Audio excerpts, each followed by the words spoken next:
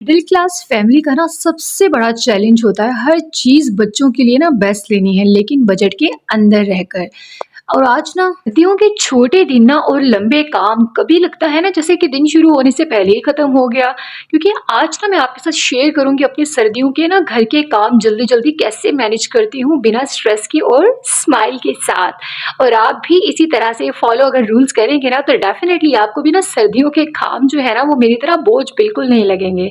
क्योंकि ना सबसे पहली बात है हैवी क्लीनिंग डेली मत करें। सर्दियों में ना सिर्फ एक एक एरिया जो है ना वो डेली हमें क्लीन करना चाहिए।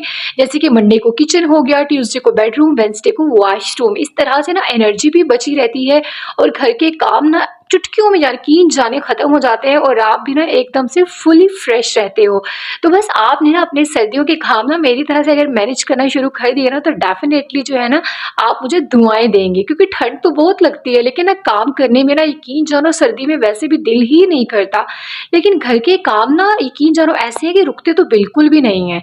लेकिन आपने क्या करना है, स्टार्ट स्लो बट स्टार्ट। सुबह उठते ही ना आपने अपने आप को फोर्स बिल्कुल भी नहीं करना। तो क्योंकि इससे क्या हो जाता है कि बस आप थोड़े थोड़े पार्ट्स में ना चीज़ें डिवाइड कर लें। जैसे थोड़ा सा कुकिंग हो गया, वन टाइम क्लीनिंग हो गया। सर्दियों में ना यकीन जानो हमें चाहिए ना खाना हमें थोड़ा सा ज़्यादा बनाना चाहिए। उससे क्या हो जाता है कि अगर आप खाना थोड़ा सा ज़्यादा बना लेना तो आपका जो नेक्स्ट डे का आपके लिए लंच है ना वो उसी में मैनेज हो जाता है। आपको बार बार जो है ना किचन के चक्कर लगाना नहीं पड़ते। और ख़ास तौर पे जो मेरी प्यारी सी बहनें बर्तन धोती है ना उनके लिए छोटी सी टिप यहाँ पे शेयर करूंगी। क्योंकि जो सर्दियों के बर्तन होते हैं ना खाने वाले, उनको अगर आप पानी में डिप करके रख देना तो उससे क्या होता है कि आपको बहुत ज़्यादा देर तक पानी में एफर्ट्स नहीं करना पड़ती। तो भाई यहाँ पे सारे घर के काम जो है ना थोड़े थोड़े जैसे मेरे खत्म हुए ना उसके बाद जो है ना मैं किचन के एक काम जो कि मेरा फेवरेट काम था, मतलब कोई एक डीप क्लीनिंग मैं लाजमी करती हूँ, तो आज थी मेरे स्टोव की डीप क्लीनिंग। तो यहाँ पे ना मैंने सारा जो है ना साबुन वाला लिक्विड जो होता है ना वो इसके ऊपर डाल दिया, थोड़ी देर के लिए वो सॉफ्ट हो गया। फिर सिर्फ मैंने लोहे वाली जाली को ना हल्का हल्का रब किया और जहां मुझे लगता था कि थोड़ा सा मतलब कि वहां पे निशान हार्ड है, वो जाली से भी नहीं उतरेंगी, वहां मैंने इसको नाइफ की मदद से ना या किसी भी चीज की मदद से स्पून से भी आप कर सकते हैं रब करें। और लास्ट में ना आपने इसके ऊपर एक जादुई फार्मूला लगाना है जो कि मैं बहुत मरतबा शेयर कर चुकी हूँ। मेरा होममेड क्लीनर है जिसमें मैं विनेगर ऐड करती हूँ सिर्फ और सिर्फ, और एक आपके लिए कि ड्रॉप जो है ना डेटोल ऐड करती हूँ। तो उससे क्या होता है बहुत ही ज़्यादा शाइन हो जाता है। क्योंकि ना सर्दियों में अगर हम थोड़ा थोड़ा भी अगर हम सफाई करते ही रहे ना, जैसे कि लिविंग रूम हो गया, आज किचन में कर रही हूँ, तो ना ठंड में ना यकीन जानो हैविंग क्लीनिंग करने से ना अवॉइड करना चाहिए। अवॉइड और इसके बजाय ना आप स्मार्ट क्लीनिंग कर सकते हैं। जैसे कि किसी एक दिन आप ना 3 काम सेलेक्ट कर लें, जैसे कि कुकिंग हो गया, किचन का काम हो गया और उसके बाद घर की साफ सफाई। ये 3 काम अगर हम अपने बेसिक जो है ना यकीन जाने कर लेना टास्क, तो ये बहुत इंपॉर्टेंट है। क्योंकि कुकिंग है, लॉन्ड्री है और वन स्मॉल क्लीनिंग, अगर ये 3 काम हो जाएं तो पूरा दिन हमारा प्रोडक्टिव हो जाता है और गिल्ट फ्री भी हो जाता है। तो मेरी प्यारी सी बहनें जो है ना अगर आप इसी टिप को फॉलो करेंगी ना तो आपके भी काम जो है ना बहुत जल्दी जल्दी हो जाएंगे। और एक चीज़ बहुत अपने माइंड में रखा करें कि जब भी आप बर्तन वगैरह वॉश करें ना तो वहाँ से वाइप लाजमी किया करें। क्योंकि वाइप करने से ना बहुत सारा आप कह लेंगे ना जो है गंद उसकी बचत हो जाती है। अब यहाँ पे ना सारे घर के काम करने के बाद ना मेरे कुछ कपड़े मैंने वॉश किए हुए थे, तो मैंने जल्दी जल्दी सारे कपड़े आप कह लेके तह लगा दिए और उसके बाद घर की साफ सफाई भी कर दी। क्योंकि आज ना मैंने बच्चों के लिए ना कपड़े वगैरह आप कह लेके उनके अलमारियों सेट भी करनी थी। और उसके बाद जो है ना मैंने कुछ कपड़ों को डी क्लटर करना था ताकि मुझे आइडिया रहे कि कौन से कपड़े मेरे बच्चों के छोटे हो चुके हैं जो कि अब उनको नहीं आएंगे, और मुझे जो है ना इस विंटर की शॉपिंग के लिए किस किस चीज़ की ज़रूरत है। तो सबसे पहला काम जब भी मैं अगर विंटर की शॉपिंग हो या समर की शॉपिंग में लाजमी पहले चेक करती हूँ कि कौन से कपड़े बच्चों के कितने कितने पड़े हैं, ताकि मैं अपने बजट को अपने माइंड में रख के जाऊँ और अपनी चीज़ें जो है ना अपने अकॉर्डिंग खरीदूँ। तो यहाँ पे मैंने सारे कपड़े बच्चों के देख लिए कि किसकी पैंटीज चाहिए, क्योंकि मेरा बेटा 4 महीने का था लास्ट विंटर में, तो अब माशाल्लाह से साल का हो चुका है।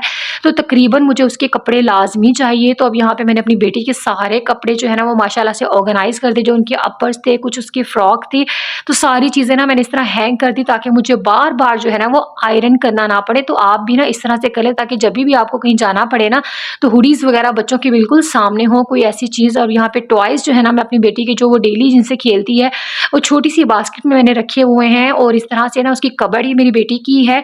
अब यहाँ पे ना ये ऑर्गेनाइज़र मैंने दराज़ से मँगवाया था, सबसे इसके ना 5 पार्ट्स हैं ऑर्गेनाइज़र के, जो कि बहुत ही मुझे रीज़नेबल 120 का मिल गया था। और इसके सबसे ऊपर वाला जो सेक्शन है ना, उसमें मैंने अपनी बच्ची की ना सारी कैप्स रखी हुई हैं, ताकि जो भी मुझे मतलब कहीं पे भी इमरजेंसी में जाना पड़े ना, तो फ़ौरन से मैं कैप निकाल लूँ। तो आप भी इस तरह से ना इसको ऊपर रॉड के साथ जो है ना अटैच कर सकते हैं और ये बहुत ही ज़्यादा मतलब आप कह लें कि बेस्ट ऑर्गेनाइज़र है। अब उसके बाद क्या है, अपर पोर्शन में मैंने आप कह लें कि सारी कैप्स हैंग की हुई हैं और उसके बाद जो है ना नेक्स्ट पार्ट में मैंने अपनी बेटी की सॉक्स वगैरह अरेंज की हुई हैं और उसके बाद जो है ना नीचे वाले पार्ट में मैंने अपने बेटे की सॉक्स रखी हुई हैं। अच्छा, सॉक्स को ना आप इस तरीके से भी फ़ोल्ड कर सकते हैं, क्योंकि ये लास्ट विंटर की मैंने फ़ोल्ड की हुई थी, क्योंकि अगर हम इनको सेपरेट रख दें ना, तो यकीन जाने एक पेयर मिलता है, दूसरा पेयर जो है ना ऑटोमेटिकली ना गायब हो जाता है। तो बस आपने इस तरीके से अगर रखना है ना सॉक्स को, तो बहुत अच्छा है। अगर आप ऐसे नहीं भी रखना चाहते ना, तो आप एक सॉक्स के अंदर दूसरी ऐड कर दें। अब लास्ट वाले पार्ट में ना मैंने सिर्फ जो है ना सारे नैपकिन्स रखे हुए हैं, ताकि छोटा बच्चा है ना उसको मतलब बिब वगैरह या नैपकिन की ज़रूरत पड़ती है, ताकि मुझे फ़ौरन से चीज़ें मिल जाएँ। और ये है मेरी बेटी के कुछ कपड़े जो मेरे बेटा पहनेगा इस विंटर में, क्योंकि कुछ बच्चियों के कपड़े ना ऐसे होते हैं गर्ल्स के, जो कि बॉयज़ भी वेयर कर सकते हैं, मतलब सेम होते हैं दोनों के। तो ये कुछ अपर्स हैं जो मैंने एक साइड पे सारे अपर्स जो है ना ऑर्गेनाइज़ कर दिए हैं, जो मोटे-मोटे हुडीज़ हैं, जर्सी टाइप हैं, और ये सेंटर में सारी मैंने इसकी हाई नेक्स हैं, जो कि कुछ मेरी बेटी की भी हैं, जो कि अब मेरे बेटे को आएँगी। इसका मतलब कि मुझे ना अब शॉपिंग के लिए ना अपनी बेटी पे फ़ोकस करना चाहिए, क्योंकि उसके काफ़ी ट्राउज़र्स थे और पैंटीज़ जो इनर्स थे ना, वो मेरे बेटे को मिल चुके हैं और उसकी मुझे अब बहुत थोड़ी पैंटीज़ लेनी है और इनर्स या कोई भी 1-2 ड्रेस वग़ैरह। अब यहाँ पे ना मेरे ना ये बास्केट जो है ना वो ख़राब हो चुकी थी, मतलब लीक हो गई थी, इसमें ना पानी जो है वो स्टे नहीं करता। तो इसमें मैंने अपनी सारी बच्ची के ना टॉयज़ वग़ैरह ऐड करके रख दिए हैं। मतलब आप कोई भी पुरानी चीज़ होती है ना, उसको बिल्कुल भी वेस्ट ना करें। आप इस तरह से उनको यूटिलाइज़ कर सकते हैं, ताकि बच्चों के टॉयज़ जो है ना वो गुम बिल्कुल भी ना हो। अच्छा जी, अब मैं यहाँ पे ना जो शॉपिंग मैं आज करके लाई, क्योंकि मैं व्लॉग नहीं रिकॉर्ड करवाई, क्योंकि बहुत मुश्किल हो जाता है हर चीज़ मैनेज करना। अब यहाँ पे ना मेरे पास तकरीबन 3500 के करीब था, जो मैंने ना तकरीबन 2 महीने के अंदर सेव करके रखा हुआ था, बिल्कुल साइड पे अपने बजट से हट के। तो उसमें ना मैं अपनी बेटी के ना कुछ कपड़े लेकर आई हूँ, कुछ मेरी बेटी के हैं और कुछ मेरे बेटे के हैं। ये बिल्कुल आप कह लें कि मुझे रीज़नेबल पड़े हैं, 3000 मतलब 3। अच्छा, एक शॉपिंग के लिए एक टिप है कि कभी भी एक दुकान पे आप जाके ना फ़ौरन से शॉपिंग मत किया करें। 2-3 जगह से ना रेट्स वगैरह डिस्कस किया करें और बार्गेनिंग लाज़मी किया करें। अब यहाँ पे ना ये शर्ट्स मुझे तकरीबन 350 की शर्ट्स पड़ी हैं, क्योंकि एक शॉप पे मुझे उसने कहा था 550 की, तो मैं नेक्स्ट शॉप पे गई तो वहाँ पे उन्होंने मुझे बार्गेनिंग करके 350 में दे दी। और ये बहुत ही वार्म सा स्टफ़ है, मतलब जैसे बच्चे रात को ना वूल के कपड़े नहीं पहन के सो सकते, तो इस तरह से आप उनको रात को नाइट वियर भी डे में भी पहना सकते हैं, क्योंकि इनका स्टफ़ बहुत अच्छा है, फ्लेक्सिबल है। कुछ ये मैंने अपनी बेटी की 2 जीन्स वगैरह ली हैं।